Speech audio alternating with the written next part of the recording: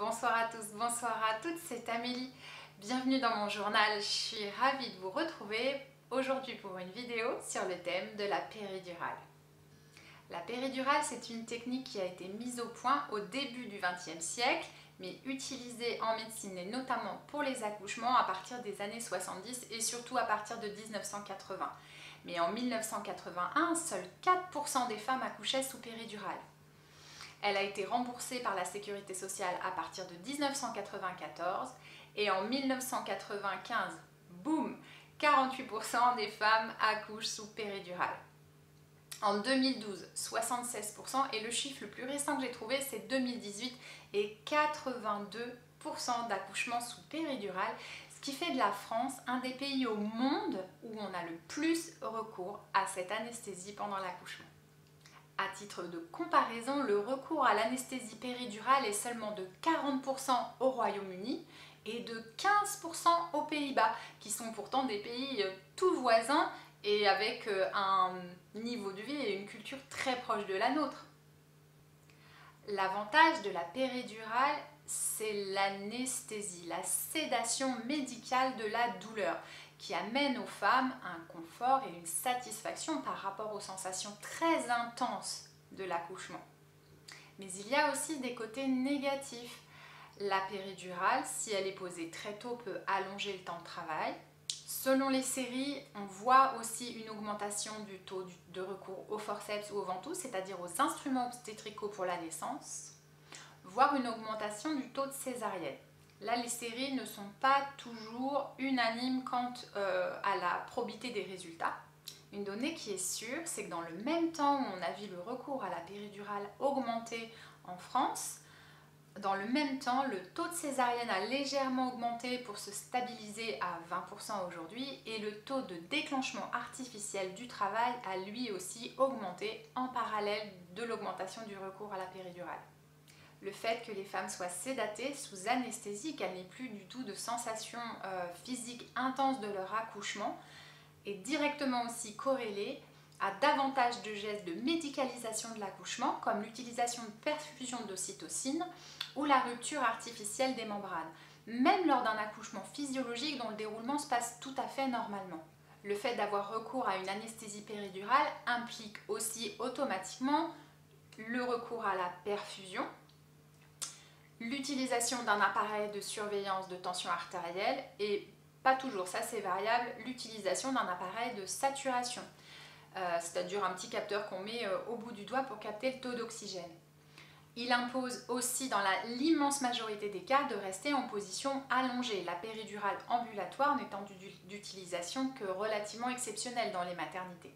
Un cathéter de péridurale dans le dos, une perfusion dans le bras, un appareil de surveillance de tension sur l'autre bras et la position allongée, l'entrave dans mes mouvements spontanés, naturels pendant mon travail et mon accouchement. Ça, c'est vraiment aussi un critère délétère. Quand on comprend la physiologie du travail naturel chez une femme, un accouchement, c'est du mouvement. Donc, un des inconvénients certains de la péridurale, c'est d'imposer l'immobilisation sur le lit. Cette prise de conscience, je l'ai eue grâce aux femmes à force d'entendre ces interrogations. Et si j'arrive trop tard et si je ne peux pas avoir de péridurale, entendre une femme accoucher en criant « je veux une péridurale » alors qu'elle est déjà en train de le faire, que son bébé est déjà en train de naître, je me suis dit mais ces femmes ont peur à ce point de ce qu'elles vont vivre. Et je me suis rendu compte à quel point on est complètement conditionné maintenant en quelques années. Je vous ai cité au début de cette vidéo l'évolution. En quelques années, on s'est complètement conditionné à cette hypermédicalisation des accouchements. Et on a perdu, selon moi, dans le même temps, la qualité d'accompagnement, la connaissance sur les techniques non pharmacologiques de la douleur, la connaissance sur les mécanismes physiologiques qui permettent au corps d'une femme de sécréter ses propres neuroendorphines, des molécules chimiques naturelles, des hormones également qui vont permettre d'atténuer les effets de la douleur. Et enfin, toutes les ressources mentales de confiance, de concentration, de connexion avec le bébé Qu'une femme et un couple, parce que c'est vraiment une triade, une unité qui s'embarque dans la naissance d'un bébé, le déploiement de force et de cette énergie dont une femme, un homme, un couple peuvent être capables lors d'un accouchement. Moi-même, en tant que sage-femme, j'ai pris conscience. J'ai fait 4 ans à l'école de sage-femme, 4 ans à la faculté de médecine. Et à part la péridurale, je n'ai été formée à aucune technique de gestion de la douleur. Alors qu'elles existent, j'ai eu le bonheur l'année dernière de me former avec Malika Bonapace, la fille de Julie Bonapace, donc à la méthode Bonapace, gestion non pharmacologique de la douleur. J'ai appris énormément de choses sur le pouvoir immense du corps humain, les ressources du corps d'une femme qui va donner naissance, qui va donner vie à son bébé. Avant un accouchement, c'est impossible de savoir quelle carte la vie va me donner, quel scénario va se dérouler devant moi et qui va faire que je vais pouvoir trouver en moi les ressources, la concentration, la confiance nécessaire.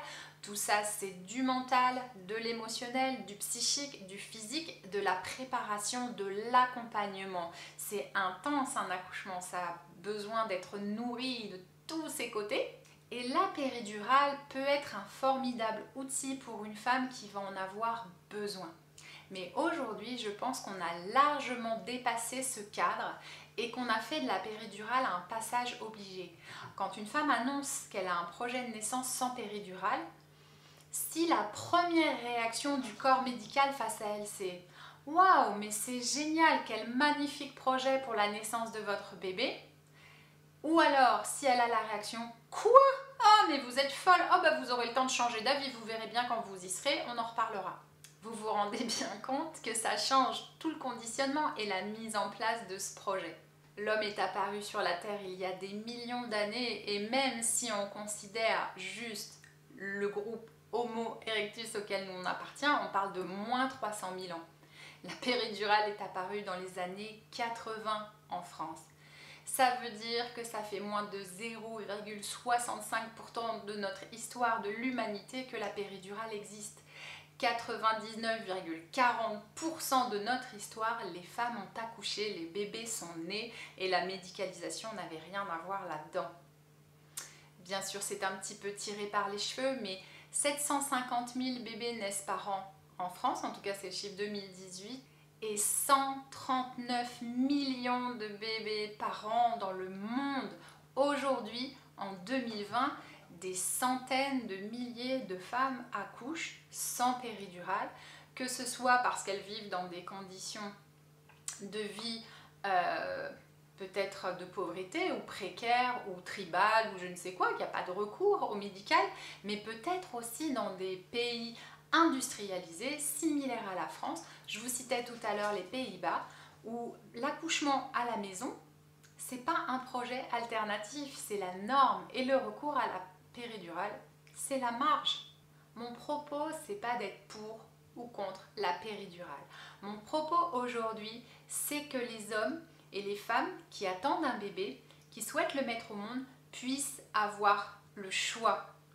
Et quand on a devant soi une seule solution, une seule possibilité d'accompagnement, eh bien pour moi, on n'a pas de choix.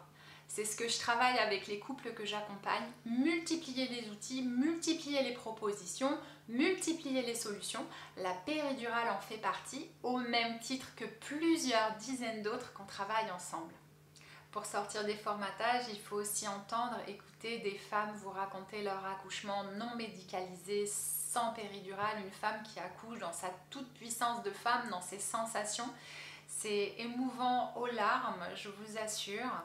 C'est un immense respect pour ces femmes-là et ça nous aide à sortir des formatages préétablis que l'accouchement est une souffrance et que sans médicalisation, point de salut. Voilà, ouvrons nos esprits, ouvrons notre cœur, ouvrons les choix et les possibilités à autre chose aujourd'hui que l'hypermédicalisation.